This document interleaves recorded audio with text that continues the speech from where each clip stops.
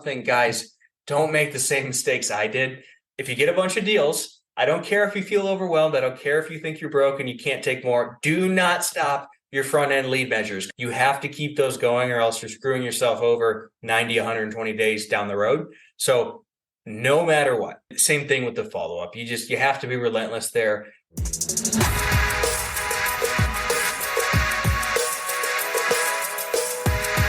Hello everyone, and welcome to the Only LandFans Show. I'm Kendall Lejeune, and today we're breaking down a conversation that could completely change how you approach land investing. A lot of investors worry about competition. They assume the market is oversaturated, that all the best deals are gone, and that getting ahead is impossible unless you have an edge that others don't. But the truth is the market isn't too competitive. Most investors just don't execute consistently. That's why today we're diving into a powerful discussion with Dan Haberkost, an investor who's closed over 250 land deals, to uncover exactly how he approaches this business differently. We'll explore why most investors fail, the strategies that separate winners from quitters, and the exact tactics Dan uses to close more deals than the average investor ever will. So let's get into it. I think a lot of new people don't appreciate, and it's just the level of follow-up required to get deals. Every now and then we still send out letters or postcards mostly, and get somebody that they contact us and within 5 to 7 days they're under contract. However, most of the time it's more like 3 to 6 to 12 months. The amount of deals we have pulled from old leads from 9 to 12 months ago, it's a good portion of what we've gotten recently. The biggest reason people fail in land investing isn't competition, it's inconsistency. They send one mailer, don't get the response they wanted, and they quit. But the ones who stick with it, they're the ones closing deal after deal. Just something I really want to emphasize there, just over communicating with the seller is what's really, really important in the acquisition process, because much of our competition does not. I can't tell you how many of these people say, well, I'm getting letters all the time. And then we dig into that. And, oh, well, they don't call me back. Or, oh, I don't really think that person's legitimate. Right there. That's the mindset shift you need to make if you want to win. Land investing isn't about avoiding competition. It's about outlasting and outsmarting everyone else. Today, we're going to break down exactly how to do that. One of the best deals we got this year, or the best land deal we got this year, we got the lead, I want to say last November or December, and we didn't end up buying it, making a deal and buying it till June. And if we didn't follow up for 9 months, that probably had 50 follow-ups in it. To get that. That was well worth doing, including text, calls, emails. I believe we're over 50 on that one because we had bought another lot for them and they were ghosting us on this one, and it was a weird one. And then we bought it for $45,000 flat and sold it for $130,500. This is one of the biggest myths in real estate investing.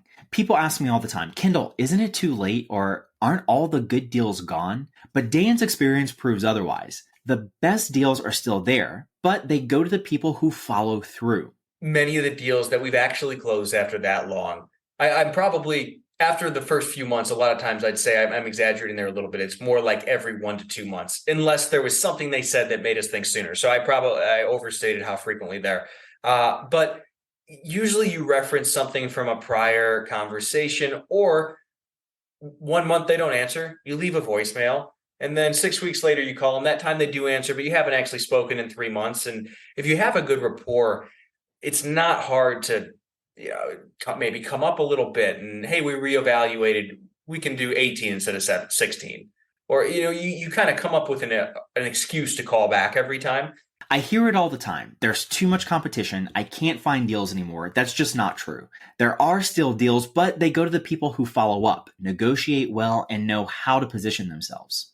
I think follow-up is underappreciated. So we follow up relentlessly. We have, on the far left, we use Pebble for our CRM, and we have a long-term follow-up column, and we're always pulling deals from there. It's amazing how often somebody a year later is just suddenly ready to sell.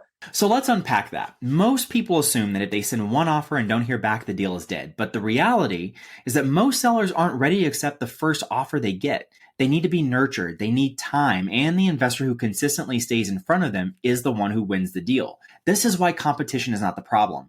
Execution is the problem. The biggest difference between those who succeed and those who fail is who stays in the game the longest.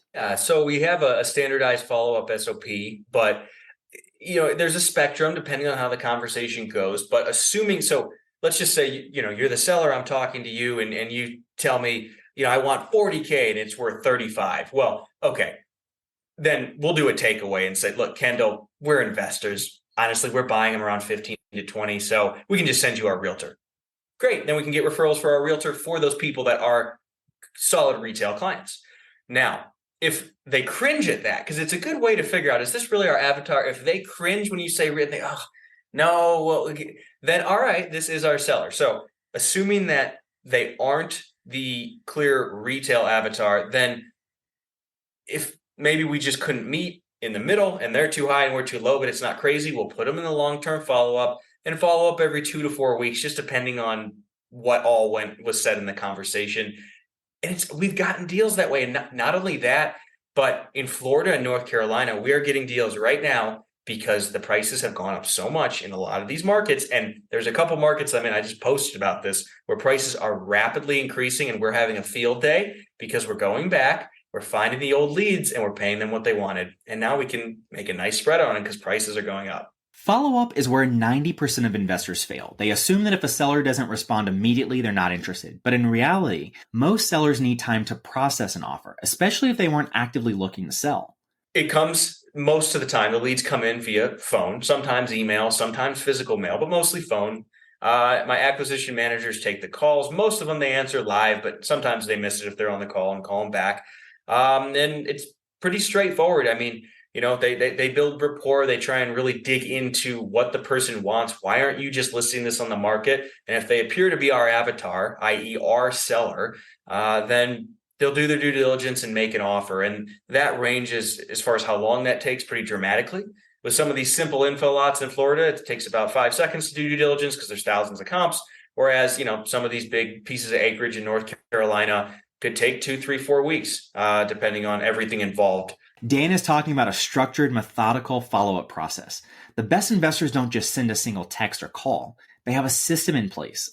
Automated emails, scheduled check-ins, even handwritten letters if necessary. They make sure they stay in front of the seller without being annoying. Now let's talk about negotiation, because a lot of investors assume the highest offer wins, but Dan has a different take. Let's say you call in. I'm the acquisition manager and we're buying around 20 approximately. And again, we know that because there's thousands of the exact same thing over and over again. Well, we always try and get them to throw a number out first, but a lot of times they don't. And if they don't, then it's just, oh, okay, Kendall, we'll do our due diligence. But just as an idea, we just bought one on 37th Street for 20 and one on 41st at 18. So we'd probably be in that ballpark. And see how you react. If you say, no, I want 50, then, oh, great, okay. We're investors. If you want retail, we're happy to send you to a good realtor. And all these statements are really intentional, you see, because that one right there, it's I call it the takeaway, right? Where, oh, no worries. Here's our realtor. You can go sell on market. And we're fishing for how they react. I think I said it earlier, because sometimes they say, oh, okay, great. And then sometimes they say, no, we can talk about it. And so these are just ways to kind of filter people, because there's a good portion of people we don't want to talk to, and that's fine. And this is the key. Sellers don't always say no. Sometimes they just need more time. If you're finding these negotiation strategies helpful, make sure you subscribe to the Only Land Fans channel. Hit that subscribe button and turn on notifications to catch all our deep dive episodes with top land investors, sharing what they've learned and how they run their businesses. Sellers don't always take the highest offer. They take the one they trust the most. If you can prove you'll close quickly without any issues, you can win deals over someone offering more money. Number one in their mind is legitimacy. So often when these people first call, they're, if you've ever read The Pitch Anything by Oren Klaff or whatever, he talks about, the old brain or the amygdala, and getting past the amygdala where they're just trying to figure out, are you a scammer, is step one. You can't start talking about anything logical until you get past that in their mind. So that's a big part of it, because older people tend to be the sellers. They also tend to be the people that are targets of scams. And so number one, make sure you get past that, and in their mind, they know you're legitimate. And then from there, it's just making it easy. And that involves often, I heard there's a sales coach I hired for one of my acquisition managers, and she always said, peeling the onion.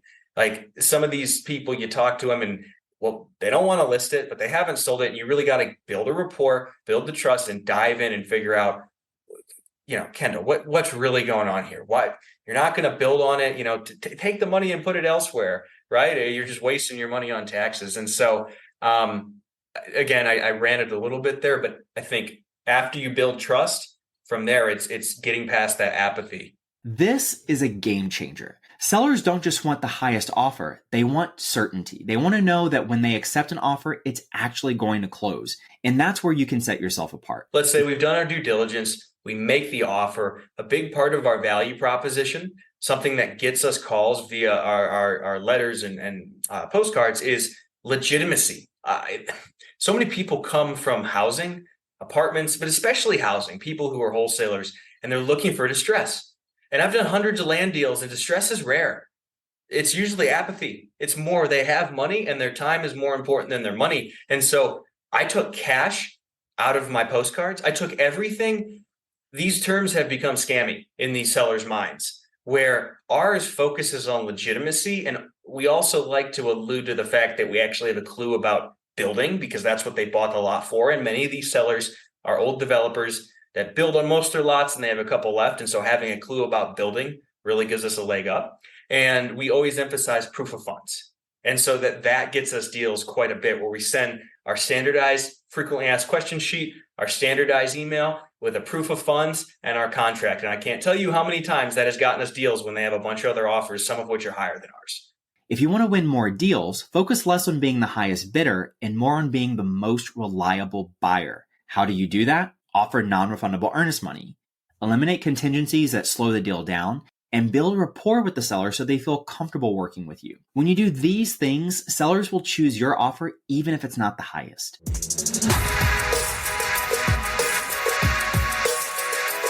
If you found value in this episode, please leave a review and share it with other investors in your network. Our community grows stronger when we learn from each other's successes and challenges. Until next time, keep improving your land business, and we'll catch you in the next one. Hey land fans, tired of sellers ghosting faster than your ex? Get ready. Our friend Ajay Sharma has created the ultimate program to transform your acquisition game. Land Closers Academy brings you weekly call reviews, a powerhouse community, and the proven system for turning leads into signed contracts. And check this out. Sign up now at olfclosers.com and you'll get my personal call review template that's crushing it with both my team and my coaching clients. This is the exact system we use to level up acquisition managers and consistently grow their closing skills. It's a game changer for managing your team. Ready to close more deals? Head to olfclosers.com and let's get you crushing it. Because the only thing getting ghosted should be your old closing rate. Boom.